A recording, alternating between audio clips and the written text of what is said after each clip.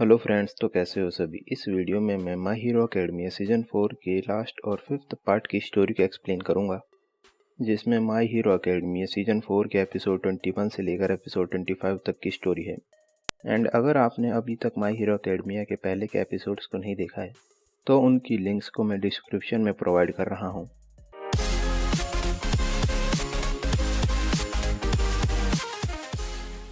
तो एपिसोड 21 के स्टार्ट में क्लास 1A के स्टूडेंट स्कूल जिम में म्यूजिक कॉन्सर्ट की प्रैक्टिस कर रहे होते हैं। फिर इजुकू सोचता है कि कल मॉर्निंग 9 AM को स्कूल फेस्टिवल स्टार्ट हो जाएगा। उसके बाद इजुकू अयामा को सपोर्ट करने वाली रोप को देखता है और उस रोप की कंडीशन सही नहीं होती है, तो इजुकू सोचता है कि वो कल मॉर्निंग में मार्केट जाकर एक न्यू रोप ले आएगा। तभी कामिनारी इजुकू से बोलता है कि उसकी परफॉर्मेंस कल सुबह 10 बजे है और क्या इतनी जल्दी कोई स्टोर ओपन होती है। तो इजुकू से बोलता है कि उनके स्कूल के पास एक स्टोर है जो मॉर्निंग 8 AM को ओपन हो जाती है और फिर वो सभी सोने चले जाते हैं। फिर नेक्स्ट मॉर्निंग इजुकू ऑल माइट के साथ ट्रेनिंग कर रहा होता है, तभी हासुमे वहाँ आती है और इजुकू को उसके न्यू सपोर्ट ग्लव्स देती है। फिर ऑल माइट ग्लव्स को देखकर बोलते हैं कि अभी के सपोर्ट आइटम बहुत कॉम्पैक्ट हो गए हैं। फिर हासुमे इजुकू को मैनुअल देकर वहाँ से चली जाती है। उसके बाद इजुकू रोप लेने मार्केट जाता है और जब वो रोप लेकर स्टोर से बाहर आता है तो उसे वहाँ पर जेंटल क्रिमिनल मिलता है। फिर इजुकू जब उससे बात करता है तो वो समझ जाता है कि वो जेंटल क्रिमिनल है, क्योंकि इजुकू ने पहले जेंटल क्रिमिनल की एक वीडियो देखी होती है। और जब जेंटल क्रिमिनल वहाँ से जाने लगता है तो इजुकू उसे रोकता है और सोचता है कि अगर जेंटल यूए तक पहुँच जाएगा तो उसके क्लासमेट्स की फेस्टिवल के लिए की गई मेहनत वेस्ट हो जाएगी और एरी भी स्कूल फेस्टिवल नहीं देख पाएगी। फिर इजुकू जेंटल से बोलता है कि वो उसके प्लान को सक्सीड नहीं होने देगा। फिर जेंटल ला ब्रावा को उसकी फाइट को शूट करने को बोलता है। तभी इजुकू जेंटल पर अटैक कर देता है।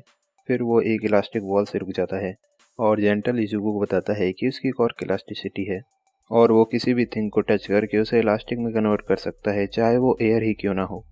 फिर जेंटल इजुकू को इलास्टिक वॉल की हेल्प से दूर फेंक देता है और जेंटल और ला ब्रावा वहाँ से भागने लगते हैं। फिर इजुकू जेंटल पर दोबारा अटैक करता है तो जेंटल रोड को इलास्टिक में कन्वर्ट कर देता है और इजुकू को हवा में फेंक देता है। फिर जेंटल एयर से एस्केप करने लगता है। अभी इजुकू जेंटल पर अपने न्यू विंड प्रेशर मूव से अटैक करता है। फिर इजुकू जेंटल को अपने अटैक से हिट करके उसे एक कंस्ट्रक्शन बिल्डिंग में गिरा देता है। उसके बाद इजुकू जेंटल से गिव अप करने को बोलता है, पर जेंटल उसे बोलता है कि वो अपने प्लान को सक्सीड करके रहेगा। फिर इजुकू उससे पूछता है कि वो यू हाई स्कूल पर अटैक क्यों करना चाहता है। तो जेंटल इजुकू को बताता है कि वो यूए हाई की सिक्योरिटी को ब्रेक करके एक फेमस क्रिमिनल बनना चाहता है। फिर इजुकू बोलता है कि यूए हाई की बाउंड्रीज पर अलार्म लगे हुए हैं और जब वो वहाँ पर जाएगा तो अलार्म बजने से फेस्टिवल कैंसिल हो जाएगा और पुलिस उसे अरेस्ट कर लेगी। तो जेंटल बोलता है कि उसके पार्टनर के पास ऐसा डिवाइस है जो किसी भी सिक्योरिटी सेंसर को डिसेबल कर सकता है और बोलता है कि कुछ भी कैंसिल नहीं होगा और उसका प्लान भी ज़रूर सक्सीड होगा। फिर जेंटल उसके पास के सभी आयरन बीम्स को इलास्टिक में कन्वर्ट कर देता है और बहुत तेज स्पीड में इजुकू पर अटैक करता है। फिर ला ब्रावा जेंटल को वहाँ से एस्केप करने को बोलती है, तो जेंटल बोलता है कि वो आज ही अपना वर्क कंप्लीट करेंगे। फिर जेंटल एक बीम के स्क्रू को इलास्टिक में कन्वर्ट करके निकाल लेता है और उस बीम को बहुत जल्दी मूव करता है। फिर जेंटल इजुकू से बोलता है कि वो अपनी कॉर्क के इफेक्ट को कैंसिल नहीं कर सकता है और उसकी इलास्टिक की गई थिंग्स अपने आप कुछ टाइम के बाद अपने नॉर्मल फॉर्म में आ जाती है और बोलता है कि जब ये बीम अपने नॉर्मल फॉर्म में आएगी तो ये अपने आसपास खड़े लोगों को हर्ट कर सकती है। फिर वो बीम गिर जाती है और इजुकू से कैच कर लेता है और जेंटल वहाँ से जाने लगता है। तभी इजुकू दोबारा से सूट स्टाइल का यूज़ करता है। उसके बाद हमें पता चलता है कि मीरी और एरी स्कूल फेस्टिवल में आने के लिए निकल चुके हैं। फिर ला ब्रावा जेंटल को उसकी कॉर्क यूज़ करने को बोलती है, पर जेंटल उसे बोलता है कि वो उसकी कॉर्क को प्लान के एंड के लिए सेव कर रहा है। फिर इजुकू उस बीम को नीचे रखता है और जेंटल का पीछा करता है। फिर इजुकू सोचता है कि जेंटल ने लैंड करने के लिए 2 इलास्टिक वॉल क्रिएट की होगी और इजुकू जेंटल को डाइवर्ट करके उसकी इलास्टिक वॉल की हेल्प से उस पर एक एयर बुलेट हिट करता है। फिर इजुकू जेंटल और ला ब्रावा को कैप्चर कर लेता है और उन्हें गिव अप करने को बोलता है। तभी ला ब्रावा सोचती है कि पास्ट में जेंटल अपने क्राइम की डिस्कवर होते ही एस्केप कर लेता था, पर यह प्लान उसके लिए बहुत इंपॉर्टेंट है। फिर हमें ला ब्रावा की बैक स्टोरी दिखाई जाती है, जिसमें ला ब्रावा जब मिडिल स्कूल में थी तो उसकी कम हाइट होने की वजह से उससे कोई भी बॉय बात नहीं करता था। इसकी वजह से वो डिप्रेस्ड हो गई थी। फिर एक दिन वो जेंटल क्रिमिनल का वीडियो देखती है और उसकी बातें सुनकर ला ब्रावा में होप आ जाती है। फिर वो जेंटल के अकाउंट को हैक करके उसका एड्रेस ढूंढती है और उससे मिलने जाती है और ला ब्रावा जेंटल के पास जाकर उसकी हेल्प करने को बोलती है। फिर उसके बाद वो दोनों साथ मिलकर क्राइम करने लगते हैं। फिर ला ब्रावा अपनी कॉर्क यूज़ करती है और उसकी कॉर्क लव होती है, जिसकी हेल्प से वो जिस पर्सन को लव करती है उसकी पावर को कुछ टाइम के लिए इन्हेंस कर सकती है। फिर जेंटल की पावर्स बहुत बढ़ जाती हैं और वो खुद को और ला ब्रावा को इजुको से फ्री करा लेता है। फिर जेंटल इजुको को हिट करके वहाँ से एस्केप कर रहा होता है, तभी इजुको उसे रोकता है।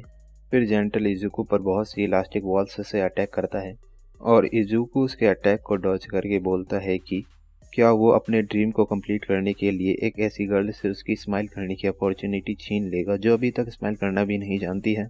तो जेंटल उसे बोलता है कि वो अपने ड्रीम को कंप्लीट करने के लिए कुछ भी कर सकता है। फिर हमें जेंटल की बैक स्टोरी दिखाई जाती है, जिसमें वो एक प्रो हीरो बनना चाहता था, पर वो स्टडी में अच्छा नहीं था और उसने अपने प्रोफेशनल लाइसेंसिंग एग्जाम को भी 4 बार फेल करा था। तो तब भी वो प्रो हीरो बनने से गिव अप नहीं करता है। तभी एक दिन वो एक पर्सन को प्रॉब्लम में देखता है और जब वो उसकी हेल्प करने के लिए अपनी कॉर्क का यूज़ करता है तो उसकी इलास्टिक एयर की वॉल की वजह से एक हीरो उस पर्सन को सेव नहीं कर पाता। उसके बाद जेंटल को उसके हाई स्कूल से निकाल दिया जाता है और वो अपने घर को भी छोड़ देता है। फिर जब जेंटल कुछ सालों के बाद अपने एक क्लासमेट को देखता है जो कि प्रो हीरो बन चुका होता है, जब जेंटल उससे मिलने जाता है तो उसका क्लासमेट उसे नहीं पहचान पाता। तभी से ही जेंटल अपनी पहचान बनाने के लिए एक विलन बन जाता है। फिर इजुको और जेंटल फाइट कर रहे होते हैं और इजुको जेंटल को बोलता है कि वो उसे यूए तक नहीं पहुंचने देगा। फिर ला ब्रावा यूए की सिक्योरिटी सिस्टम को हैक करने का ट्राई करती है और वो सिग्नल रिसीव करने के लिए यूए की तरफ जाने लगती है। फिर वो आगे जाकर देखती है कि हाउंड डॉग उसकी तरफ आ रहा है। फिर इजुको भी जेंटल को एक किक से हिट करके उसे डिफीट कर देता है और इजुको उसे कैप्चर कर लेता है। फिर ला ब्रावा वहाँ आती है और जेंटल को प्रोटेक्ट करने का ट्राई करती है। फिर जेंटल इजुको को वहाँ से दूर फेंक देता है और हाउंड डॉग के सामने सरेंडर कर देता है। उसके बाद जेंटल हाउंड डॉग से बोलता है कि उसने ला ब्रावा का ब्रेन वॉश करके उसे इस क्राइम में इन्वॉल्व करा है। फिर स्नाइप हाउंड डॉग से सिचुएशन के बारे में पूछता है तो हाउंड डॉग उसे बताता है कि एक विलन ने सरेंडर करा है और कोई भी इमरजेंसी नहीं है। फिर हाउंड डॉग जेंटल क्रिमिनल को पुलिस को हैंडओवर करने के लिए ले जाता है। फिर इजुको रॉब के बैग को लेने दोबारा से स्टोर पर जाता है और फिर इजुको टाइम पर अपने कॉन्सर्ट के लिए यूए हाई भी पहुंच जाता है। फिर क्लास 1A अपना म्यूजिक कॉन्सर्ट स्टार्ट करती है और वो सभी एक बहुत अच्छी परफॉर्मेंस देते हैं। इसे देखकर सभी स्टूडेंट्स बहुत इंजॉय करते हैं और एरी भी म्यूजिक कॉन्सर्ट देखकर स्माइल कर देती है। फिर जीरो अपने पास्ट के बारे में सोचती है, इसमें वो अपने करियर को लेकर कन्फ्यूज़ होती है कि वो एक म्यूजिशियन बने या एक हीरो बने। फिर जीरो फाइनली हीरो बनने का डिसाइड करती है तो उसके पेरेंट्स उसे बोलते हैं कि वो एक हीरो बनकर अपनी वॉइस से भी लोगों को हेल्प कर सकती है और इस तरह हीरोज़ और म्यूजिशियंस ज़्यादा डिफरेंट नहीं होते हैं। फिर क्लास 1A का कॉन्सर्ट एंड होता है और उसके बाद क्लास 1B का रोमियो जूलियट एक्ट शुरू होता है। फिर सभी यूए स्टूडेंट्स क्लास 1A की परफॉर्मेंस के बारे में बात कर रहे होते हैं और ऑल माइट इजुको से बोलते हैं कि उसे अकेले विलन से फाइट नहीं करनी चाहिए थी और उसे अपने टीचर्स को कंडीशन के बारे में इन्फॉर्म करना चाहिए था।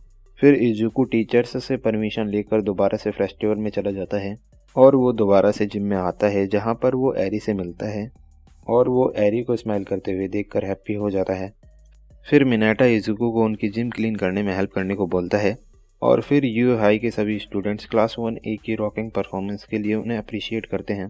फिर सभी स्कूल स्टूडेंट्स ब्यूटी कंपटीशन देखने जाते हैं, जिसमें क्लास 1B की कैंडो भी परफॉर्म कर रही होती है। फिर बिग 3 की नजीरे हार्डो एक कमाल की परफॉर्मेंस देती है और ब्यूटी कॉन्सर्ट विनर बन जाती है। फिर सभी स्टूडेंट्स स्कूल फेस्टिवल एंजॉय करते हैं और इजुको और मिरियो एरी के साथ टाइम स्पेंड करते हैं।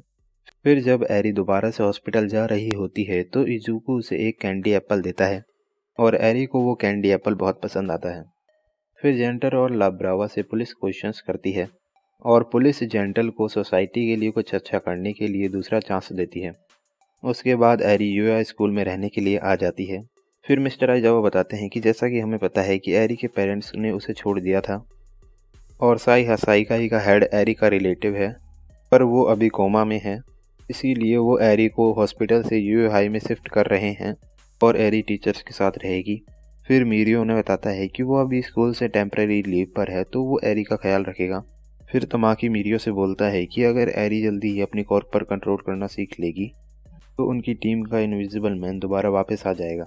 फिर मिस्टर आइजावा इजुको और उसके फ्रेंड्स को हॉस्टल भेज देते हैं और बोलते हैं कि कुछ गेस्ट उनकी क्लास से मिलने आने वाले हैं।